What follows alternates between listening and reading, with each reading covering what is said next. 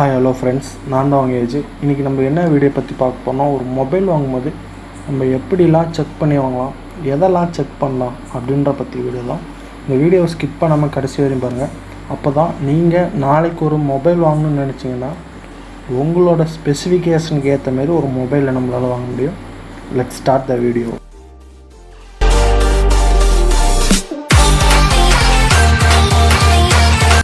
இப்போ நீங்களே ஒரு மொபைல் வாங்கணும்னு நினைக்கிறீங்க ஃப்ரெண்ட்ஸ், அதுக்கு ஃபஸ்ட்டு நம்ம பார்க்க வேண்டிய ப்ரிஃபரன்ஸ் எதுக்குன்னா, ப்ராசஸர் நல்லா இருக்கணும், ரேம் நல்லா இருக்கும். ப்ராசஸர் வந்து ரொம்ப முக்கியம். இப்போ நீங்கள் ஒரு மிட்ரேஞ்ச் யூஸர் அப்படின்னு எடுத்துக்கிட்டிங்கன்னா ஒரு 6th serious R 7th serious use பண்ணலாம். நீங்கள் வந்து கேமிங் யூஸராக அப்படின்னு எடுத்திங்கன்னா ஒரு 8th சீரியஸ் அந்தமாரி யூஸ் பண்ணலாம். இப்போ கேமிங் யூஸர்னால் இப்போ ப்ராசஸரில் எண்டில் ஜின்னு முடியும். அப்படி முடிஞ்சதுன்னா அது வந்து கேமிங்காகவே கண்டுபிடிச்ச ப்ராசஸர் ஃப்ரெண்ட்ஸ். இப்போ ஸ்னாப்ட்ராகன் எடுத்துக்கிட்டிங்கன்னா 730G அப்படின்னு ஒரு ப்ராசஸர் இருக்குது, 865 அப்படின்னு ஒரு ப்ராசஸர் இருக்குது. இது ரெண்டுமே N6G. ஜின்னா கேமிங்காகவே கண்டுபிடிச்ச ப்ராசஸர், அதனால அவங்க ஜின்னு யூஸ் பண்ணுவாங்க. ப்ராசஸர் அப்படின்னு எடுத்துக்கிட்டிங்கன்னா 4 ப்ராசஸர் இருக்குது. ஸ்னாப்ட்ராகன், மீடியாடெக், சாம்சங்கோட எக்ஸினோஸ் இருக்குது, அப்புறம் ஹுவாய் பிராண்டோட கிரண் OS இருக்குது. இதில் இப்போ லேட்டஸ்ட்டாக ட்ரெண்டிங் பார்த்திங்கன்னா ஸ்னாப்ட்ராகன், மீடியாடெக் தான் மோஸ்ட்லி நிறைய பேர் வாங்குவாங்க.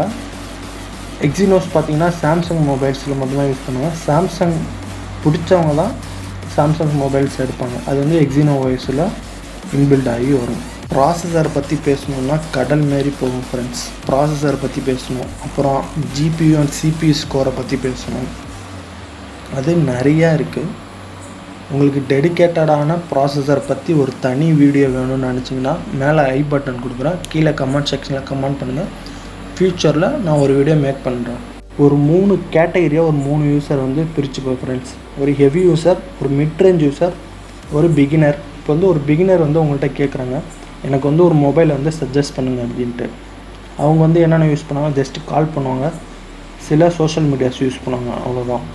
அவங்களுக்கு நீங்கள் என்ன சஜஸ்ட் பண்ணணும்னா சீரீஸ் 4ல் ஸ்டார்ட் பண்ணுற சிப்செட்லாம் நீங்கள் சஜஸ்ட் பண்ணலாம். ஸ்னாப்ட்ராகன் சீரீஸ் 4ல் ஸ்டார்ட் பண்ணுற சிப்செட், அந்த மொபைல் பர்ஃபார்மன்ஸ்னு பார்த்தீங்கன்னா ஓரளவுக்கு டீசெண்டாக இருக்கும். இப்போ ஒரு மிட்ரேஞ்ச் யூஸராக இருக்காருன்னா அவர் வந்து ஒரு கேமிங் பர்ஃபார்மன்ஸ் நல்லா இருக்கணும், எடிட்டிங் பண்ணுவார், சில சோஷியல் மீடியா ஆப்ஸ் யூஸ் பண்ணுவார்.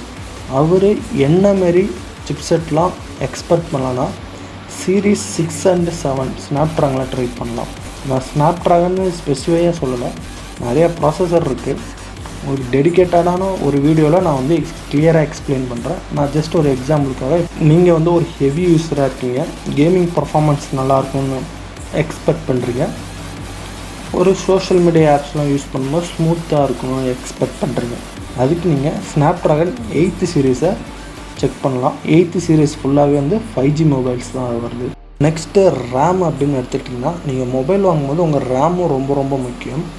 ரேம் வந்து 2GB ஸ்டார்ட் பண்ணி அப் டு 12GB வரையும் இருக்குது. ஒரு எக்ஸ்ட்ரீம் லெவல் மொபைல் அப்படின்னு எடுத்துக்கிட்டிங்கன்னா 6 to 12GB ரேம் இருக்குது. ஒரு மீடியம் லெவல் மொபைல் எடுத்துக்கிட்டிங்கன்னா 4 to 6GB ரேம்ஸ் இருக்குது. ஒரு லோ மொபைல் அப்படின்னு எடுத்துக்கிட்டிங்கன்னா பிலோ 4GB ரேம்ஸ் இருக்குது. ரேம்லேயே பார்த்தீங்கன்னா உங்களுக்கு 3 வெர்ஷன்ஸ் இருக்குது.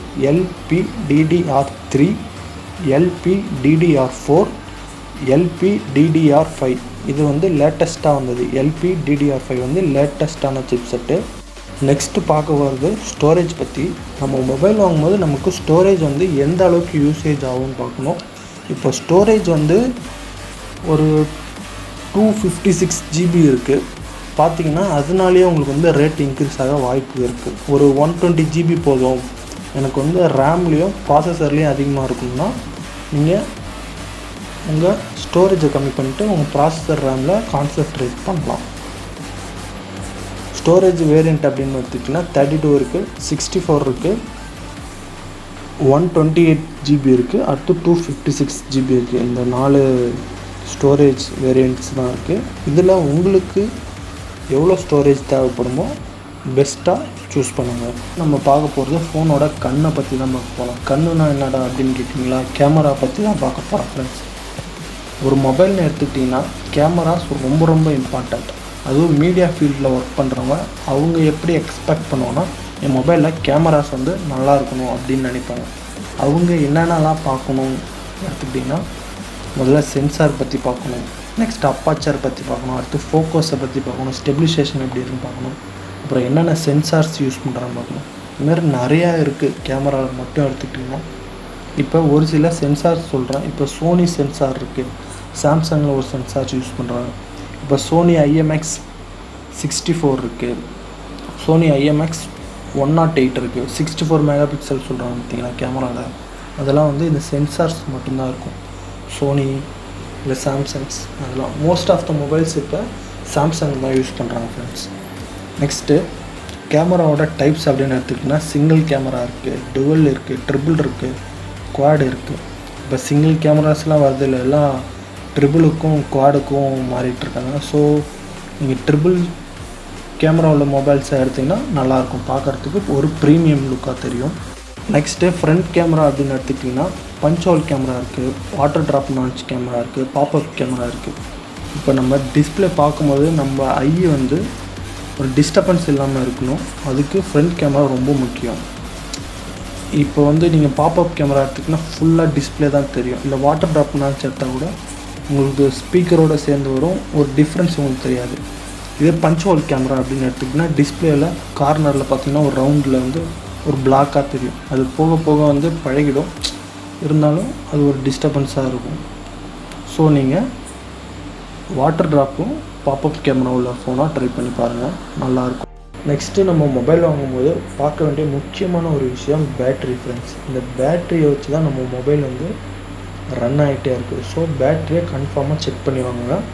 இங்கே ஹெவி யூஸராக இருக்கீங்கன்னா ஒரு 6000 mAh பேட்டரிலாம் இப்போ வர ஆரம்பிச்சிச்சு, அதை சூஸ் பண்ணலாம். இல்லை நான் வந்து ஒரு மிட் லெவல் யூஸர் தான், எனக்கு பேட்டரி அவ்வளோவா தேவையில்லை, பர்ஃபார்மன்ஸும் நல்லா இருந்தால் போதும் அப்படின்னீங்கன்னா ஒரு 4000 5000 mAh கொண்ட பேட்டரி நீங்கள் செலக்ட் பண்ணலாம். இல்லை நான் வந்து ஒரு மிட் லெவல் யூஸரு, எனக்கு ஜஸ்ட்டு மொபைல் வந்து டச் ஸ்க்ரீன் மொபைலாக இருந்தால் போதுன்னா ஒரு 4000 mAh பேட்டரிஸ்லாம் நீங்கள் ட்ரை பண்ணலாம். நெக்ஸ்ட்டு ஸ்க்ரீன் டைப்ஸ் அப்படின்னு எடுத்துக்கிட்டிங்கன்னா 3 வேரியண்ட் வருது. LCD display, IPS display, AMOLED display அப்படின்ட்டு. இப்போ மோஸ்ட் ஆஃப் த மொபைல்ஸ் வந்து IPS AMOLED தான் யூஸ் பண்ணுறாங்க, LCD டிஸ்பிளே அவ்வளோவா வரதில்லை. நீங்கள் ட்ரை பண்ணுறதா இருந்தால் பெஸ்ட்டு எனக்கிட்ட AMOLED டிஸ்பிளேயில் ட்ரை பண்ணலாம். நெக்ஸ்ட்டு டிஸ்பிளே ரெசல்யூஷன், இது வந்து ரொம்ப ரொம்ப முக்கியம். ஒரு மொபைல் வாங்கும்போது டிஸ்பிளே ரெசல்யூஷன் கண்டிப்பாக பாருங்கள் ஃப்ரெண்ட்ஸ். HD டிஸ்பிளே இருக்குது, ஃபுல் HD இருக்குது, அடுத்து QHD அப்படின்றது. இதில் HD டிஸ்பிளேவாக இருந்தீங்கன்னா வாங்குறதுக்கு நல்லா திங்க் பண்ணிட்டு வாங்குங்க. ஏன்னா இப்போ HD டிஸ்பிளே வாங்கினீங்கன்னா ஒரு சோஷியல் மீடியா நெட்வொர்க்கிங்கில் நீங்கள் 720 பிக்சல் வரைக்கும் தான் உங்கள் வீடியோ குவாலிட்டி பார்க்க முடியும், அதுக்கு மேலே உங்களால் பார்க்கவே முடியாது. இதே ஃபுல் HD வாங்கினீங்கன்னா 1080 பிக்சல் வரையும் வீடியோ பார்க்கலாம். இதே QHDனா 6K ரெசல்யூஷன் வீடியோஸ் வரையும் பார்க்கலாம். இதுதான் உங்களுக்கு வந்து டிஃப்ரென்ஸ்.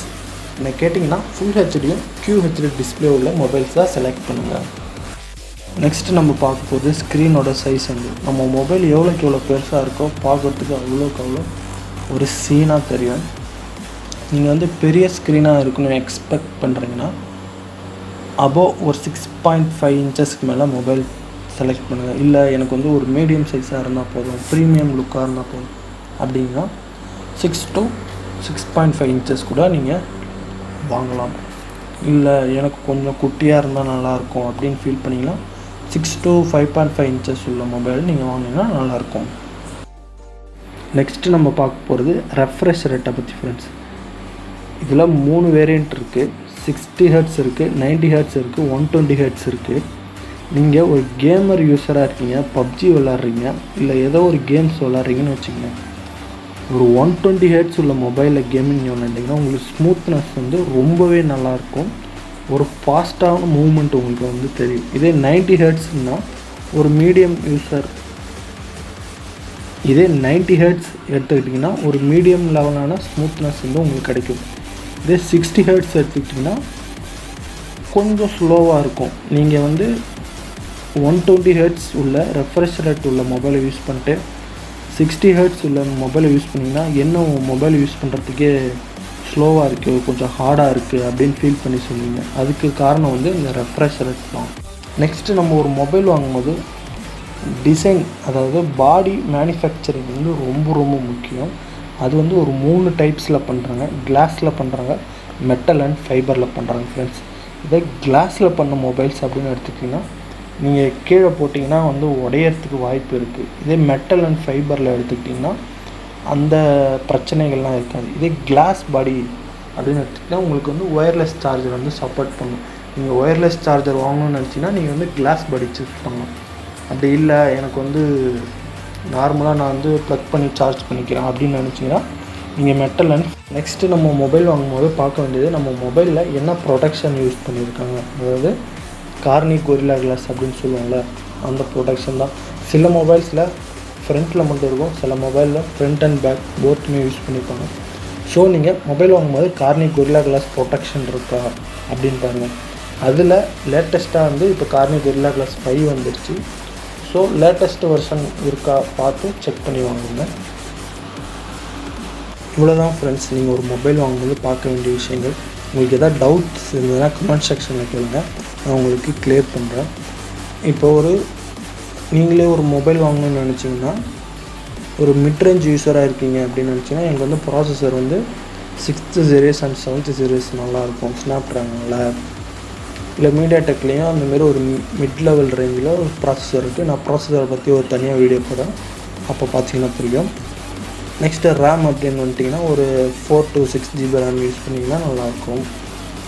அடுத்த டிஸ்பிளே குவாலிட்டின்னு எடுத்துக்கிட்டிங்கன்னா ஒரு ஃபுல் HD+ அந்த டிஸ்பிளே யூஸ் பண்ணலாம். நெக்ஸ்ட்டு பேட்டரின்னு எடுத்துக்கிட்டிங்கன்னா 4000 to 5000 mAh கொண்ட பேட்டரிஸை நீங்கள் சூஸ் பண்ணலாம். நெக்ஸ்ட்டு கேமரா அப்படின்னு வந்துட்டிங்கன்னா ஒரு 64 MP கொண்ட கேமராஸ் சூஸ் பண்ணலாம்.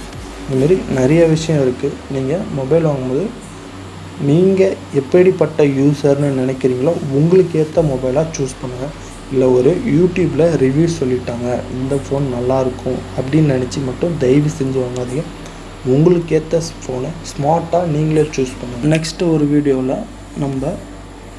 நான் வந்து ஒரு மிட்ரேஞ்ச் யூஸராக இருந்தால் என் மொபைலை எப்படி செலக்ட் பண்ணுவோம் அதை பற்றி ஒரு வீடியோ ரெடி பண்ணி போடுறேன்.